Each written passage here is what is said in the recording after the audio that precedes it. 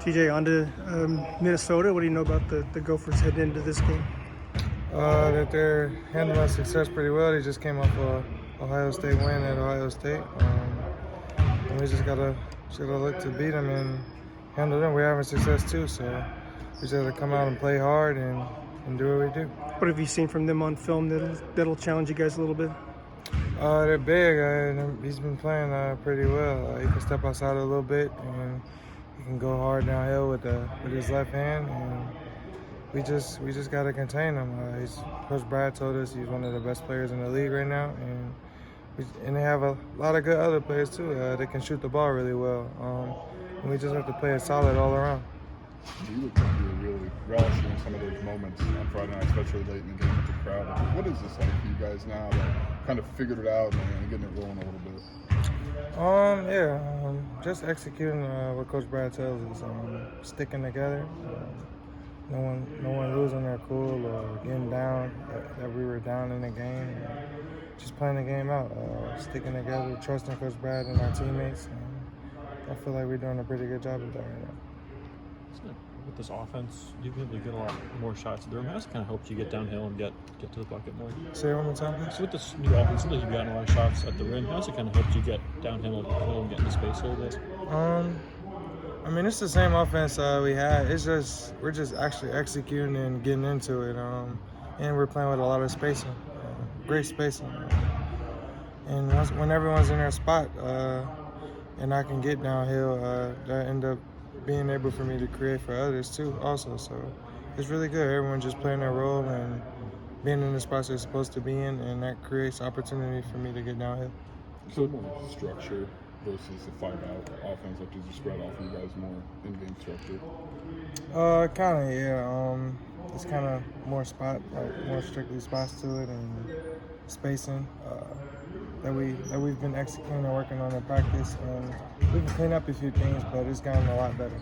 Coach mentioned to us in the second half of the game on Friday, when Dane and Matt were going, you kind of told him, leave me on the bench, let those guys cook. For you, is that something you've always kind of been able to be able to set your pride aside to be able to do that, or is that something you've kind of grown into, just being a leader in that way, I guess? Well, I've always been a team guy.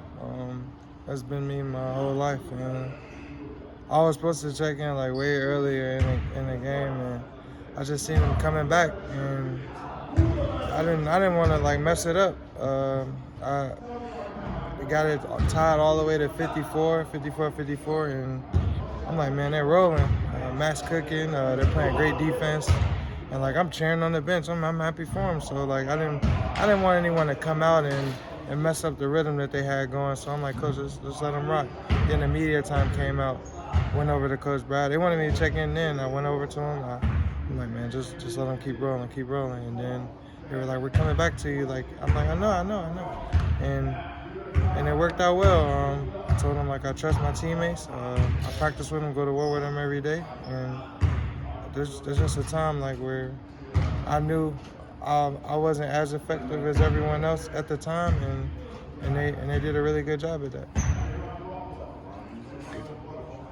With Dane in the starting lineup, what's that do for you in terms of getting those guys out of the lane so they're not clogging up the lane on you? Is it easier to get to the bucket?